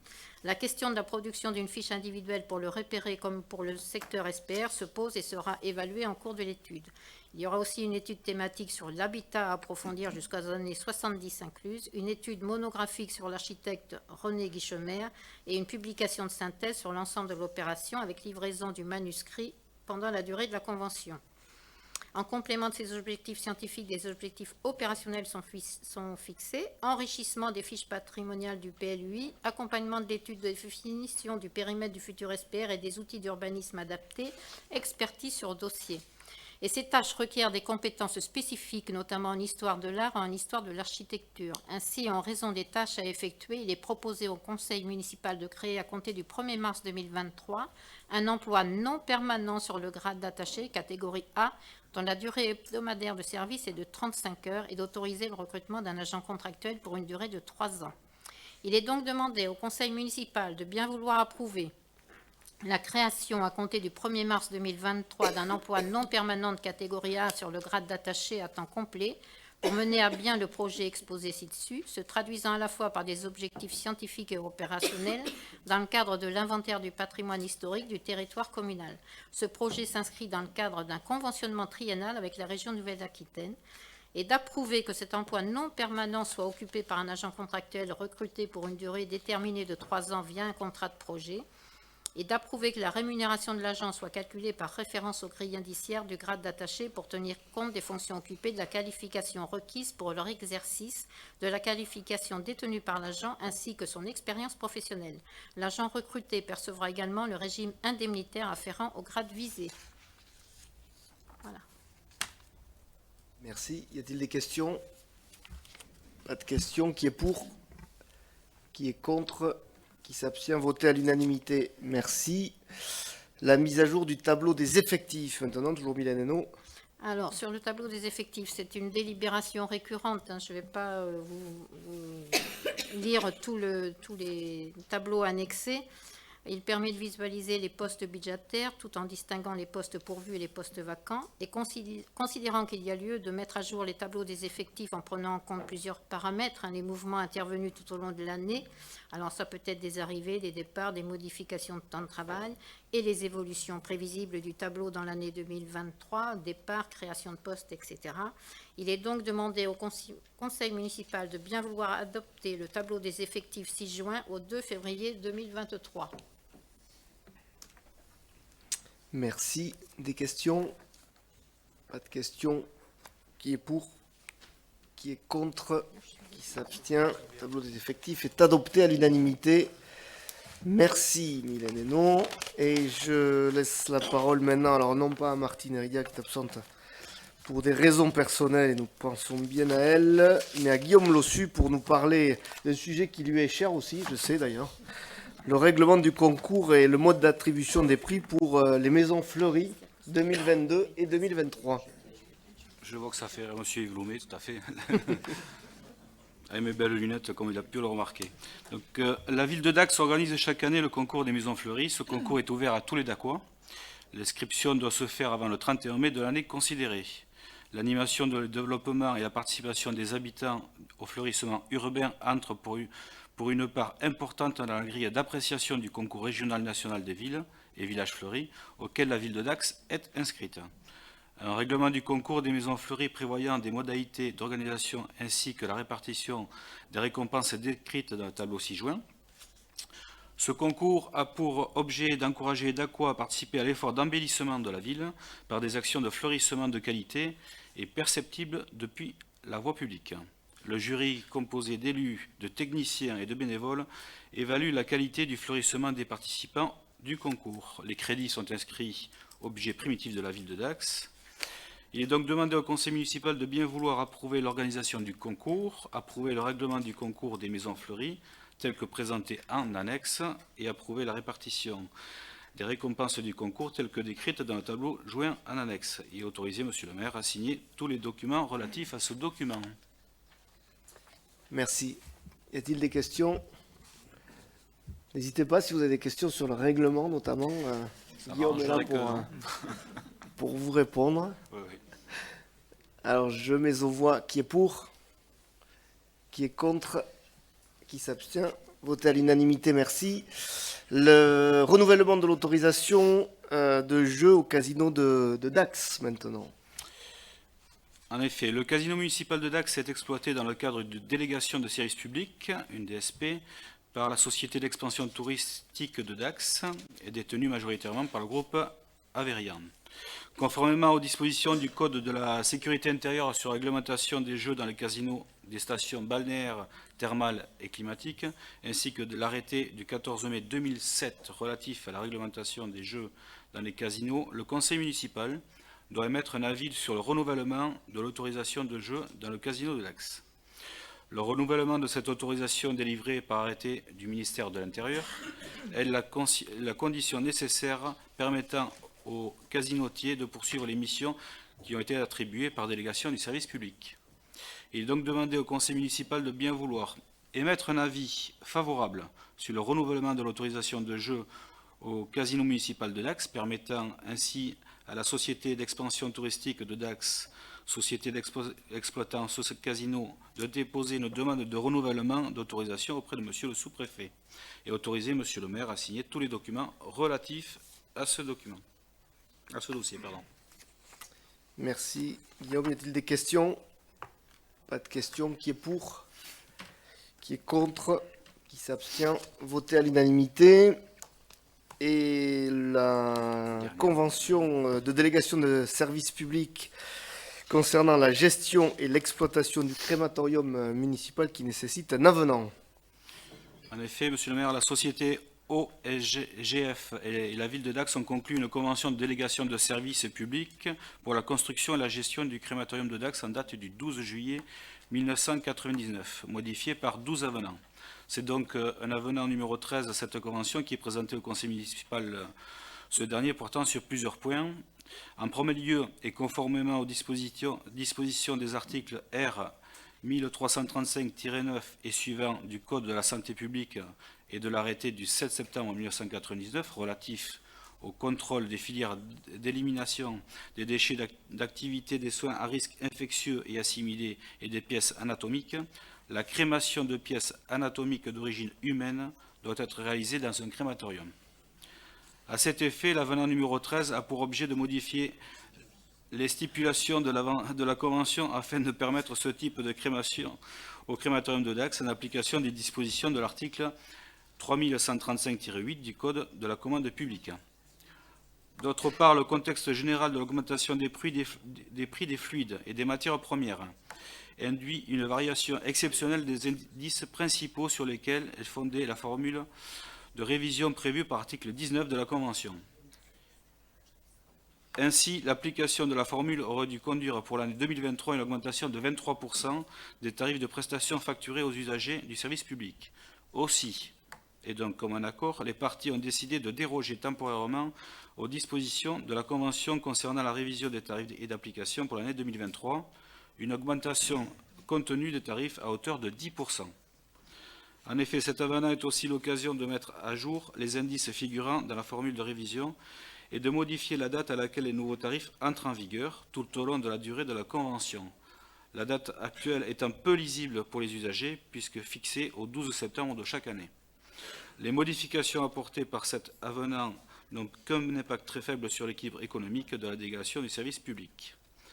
Il est donc demandé au conseil municipal de bien vouloir approuver l'avenant numéro 13 de la convention de délégation du service public portant sur la gestion et l'exploitation du crématorium municipal ainsi que son annexe et autoriser Monsieur le maire à signer cet avenant ainsi que tous les documents relatifs à ce dossier. Merci. Y a-t-il des questions? Pas de questions. Qui est pour? Qui est contre? Qui s'abstient?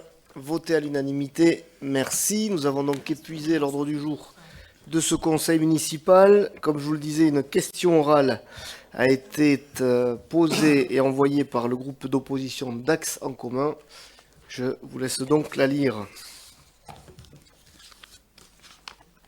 Madame, Loumé-Sexo.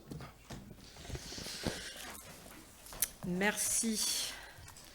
Monsieur le maire, fin décembre, un campement de quelques tentes apparaissait sur les berges de la Dour, sous le pont Neuf, se mettant ainsi à l'abri des intempéries. La montée de la Dour en crue a rapidement obligé le déplacement de ce campement de fortune, et plus d'un mois plus tard, il se trouve toujours à l'entrée du cimetière Saint-Pierre, route de Naros, et accueille jusqu'à une dizaine de personnes, sans que ne diminue ni le nombre de sans-abri qui s'y retrouvent, ni le nombre de tentes qui les abritent. Alors que tous pensaient voir ces tentes disparaître, il n'en est rien. Et les Dacoises et Dacois dont nous sommes constatent avec stupeur que vous laissez pourrir la situation, espérant soit que le problème disparaisse, soit que d'autres s'en emparent. Pendant que les températures négatives perdurent, la situation, elle, se dégrade. Sollicité par la presse, vous répétez à l'envi que la gestion de l'accueil de jour ne relève pas du champ de compétences d'une municipalité. Complétant vos propos en précisant, entre autres médias sur France 3, je vous cite, « Nous ne disposons même pas de suffisamment de locaux pour loger l'ensemble des services municipaux. » C'est donc votre leitmotiv face à une telle situation. Soit. Alors que dans le même temps, monsieur le maire, dans l'urgence, vous êtes capable de trouver un local, propriété d'un privé, pour reloger des tatamis, moyennant un loyer mensuel de 3 360 €, somme à laquelle s'ajoute donc le montant des travaux d'aménagement nécessaires pour permettre d'intégrer les lieux. Vous êtes ainsi en capacité de trouver une salle pour héberger un dojo, quand vous n'avez entamé aucune démarche pour trouver un local d'accueil. Pire, vous avez donné l'ordre de fermer les sanitaires du cimetière, piétinant encore davantage la dignité de leurs usagers de fortune. Rappelons qu'en d'autres temps, à Dax, vos prédécesseurs ont influé sur les services de l'État en permettant le maintien de l'accueil de jour, trouvant un local et faisant voter des subventions afin de soutenir les associations qui l'animaient et ainsi en accompagner la gestion. Un accueil de jour permet de disposer d'un lave-linge, d'un sèche-linge, de douches et de sanitaires. Au-delà d'un café ou d'un repas chaud, il est un outil de socialisation, de réinsertion indispensable. Il permet à ces usagers accidentés de la vie de venir se poser quelques heures, de trouver un peu de réconfort, de renouer un lien social, de bénéficier d'un suivi médical, d'une aide pour les démarches administratives. Monsieur le maire, tout ne peut pas être réduit à une pseudo-problématique de champ de compétences. Il s'agit bien là de volonté politique. Pour preuve, la ville de Bayonne a déclenché un plan grand froid ouvrant des places supplémentaires la nuit, en complément des dispositifs déjà existants, tels que le point d'accueil jour ou le dispositif d'hébergement d'urgence. La ville d'Avignon a même créé à la hâte un centre d'hébergement de 30 places dans sa salle municipale. Ce ne sont là que 2 exemples parmi beaucoup d'autres. La commune de Dax dispose de nombreuses salles municipales. Nous ne pouvons croire qu'elles sont toutes occupées simultanément de jour comme de nuit. Au-delà de la conscience collective et de la considération que nous portons à la nature humaine, c'est un devoir républicain inscrit sur le fronton de nos mairies, égalité, fraternité, qui nous oblige. Comme nous le relevons dans le rapport de vos orientations budgétaires, vous ne prévoyez rien. Face à l'urgence sanitaire et sociale, la ville doit être le premier rempart face aux inégalités. Monsieur le maire, notre question est simple. Comment pouvez-vous laisser des femmes, des hommes et des enfants dans la rue par -5 degrés? Bien, merci. Donc, c'est toujours appréciable, que ce soit dans les écrits que vous distribuez, ou là, les propos que vous tenez, c'est la légèreté, la pondération, la sérénité, c'est-à-dire que vous n'êtes pas du tout dans l'outrance. Je plaisante bien sûr, puisque vous versez dans la démagogie la plus primaire sur un sujet qui, effectivement, ne le mérite pas parce qu'il s'agit d'hommes et de femmes qui sont dans une situation précaire. Vous citez mes prédécesseurs, et vous avez raison parce que, effectivement, le problème des personnes qui sont sans domicile dans cette ville, ou d'ailleurs dans beaucoup de villes de France, elle n'est pas nouvelle, elle n'est pas datant de quelques mois, mais elle est très ancienne. Et d'ailleurs, Monsieur Klein, qui nous a rejoint dans le public, pourra vous dire après ce conseil qu'il a été amené à interpeller mes différents prédécesseurs parce que la situation n'a jamais été réglée de ce point de vue-là et que l'association Droit au logement a toujours voulu alerter les élus avec des opérations diverses sur ce sujet. Parce que effectivement, le sujet est bien réel et croyez bien qu'il n'est pas besoin de monter des tentes devant le cimetière Saint-Pierre ou ailleurs pour m'alerter sur ce point. Et même si vous mélangez tout, l'accueil de jour, de nuit, qui sont des sujets différents et traités de manière différente, bien évidemment, nous sommes sur le sujet de l'accueil de jour depuis le début du mandat, puisque mes prédécesseurs avaient choisi un lieu qui n'était pas satisfaisant, était devenu insalubre et ne permettait plus d'accueillir les personnes qui venaient bénéficier des services dispensés dans l'accueil de jour. Donc avec les services de l'État, parce que bien évidemment c'est leur compétence. Et je veux revenir sur ce point qui ne semble pas vous poser problème, mais dans notre pays, il y a tout un tas, je le considère, d'accompagnements, parfois imparfaits, mais tout un tas d'accompagnements, qu'ils soient sur le système d'accueil en termes de logement, en termes de soins, qui permettent à toute la population d'être accueillie. Mais pour que cela soit efficace, effectivement, les missions, les compétences ont été réparties entre différentes collectivités et celle dont vous parlez est effectivement remplie par l'État et le conseil départemental pour une partie, afin que chacun puisse faire ce qu'il a à faire. Parce que moi, je veux bien, pour vous faire plaisir, prendre toutes les compétences du monde, pallier toutes les situations que connaissent les personnes, mais qui prendra les nôtres derrière? Et j'y reviendrai, nous avons aussi des choses à assumer pour les compétences qui sont celles de notre collectivité. Donc avec monsieur le sous-préfet, avec les représentants de la Croix-Rouge, Sarah Péchaud-Raldourte qui s'occupe par sa délégation notamment du CCAS pour en témoigner, nous sommes mis en recherche de locaux et ça n'est pas chose simple. On a tenté dans l'urgence un accueil à Saint-Vincent-de-Paul, avec d'ailleurs pas toujours un accueil très favorable de la part des élus de cette commune, mais nous avions trouvé un endroit là-bas qui, en fonction de l'éloignement géographique, n'était pas satisfaisant et cet accueil a de nouveau dû être fermé. Donc nous avons continué les recherches et effectivement, depuis quelques semaines, un endroit a été ciblé par les services de l'État, la Croix-Rouge et le département, en coordination avec les services du CCAS. Il y a des travaux à mener. Nous allons tout faire pour que les autorisations administratives soient le plus rapidement possible données pour que ces travaux puissent être faits dans des délais les plus courts possibles. En attendant, une association nous permettra de mener de manière un peu moins efficace, mais mener quand même les actions de l'accueil de jour. Et donc, on avance avec la difficulté qu'ont connue tous mes prédécesseurs et avec une situation qui n'est, hélas, pas nouvelle. Donc, effectivement, ça n'est pas notre compétence, mais nous avons bien évidemment tenu à accompagner les collectivités, notamment l'État, dont c'est la compétence, pour avancer sur ce dossier. Alors, moi, sans faire de bruit, effectivement, sans étaler ce que je faisais dans les médias, parce que je considère que ce qui compte sur ces sujets-là, c'est l'efficacité et pas les mises en scène. Par contre, on a des compétences à mener sur ce sujet-là. On continue à fournir les aides d'urgence et alimentaires par le biais du CCAS. On continue à accompagner la construction et la réhabilitation de logements sociaux. 139 nouveaux logements sociaux depuis que nous avons été élus et 152 réhabilités. Ça, c'est notre compétence et on l'amène. Et puis, on continue à mener aussi les compétences qui sont celles de la collectivité. Vous raillez aujourd'hui le fait qu'on ait relogé toutes les associations. Il y en a 6 qui bénéficiaient du dojo. Je ne reviendrai pas sur les raisons qui nous amènent à devoir trouver une solution parce que le dossier a été mal géré en amont. Mais oui, nous avons relogé 6 associations qui faisaient leurs activités dans ce dojo parce que ça, c'est la compétence première de la mairie. Alors, aujourd'hui, vous raillez le judo et les autres associations qui vont dans ce bâtiment. Hier, c'était le DGB dans un tract qui, à vos yeux, n'avait pas les vertus suffisantes pour proposer une salle. J'ai l'impression que vous avez un problème avec ces associations.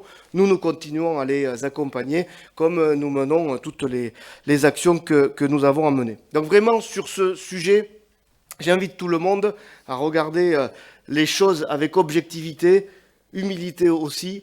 Et sachez que, voilà, si vous voulez continuer à aller sur ces sujets et la manière de les traiter plutôt proche du caniveau que de l'élévation, sachez que moi je continuerai à trouver des solutions pour tous les dossiers qui nous sont opposés. Et puisque vous nous opposez l'humanité qui serait la vôtre contre une absence totale d'humanité qui serait chez nous, ben écoutez, moi je vous propose, parce que j'ai cru comprendre que le local qui était proposé pour l'accueil de jour faisait partie du patrimoine immobilier d'un de vos élus, si vous voulez vraiment donner l'exemple, je vous propose de le mettre à disposition à titre gratuit. Et là, on aura effectivement une illustration de la bonté d'âme que vous avez décrite dans votre question.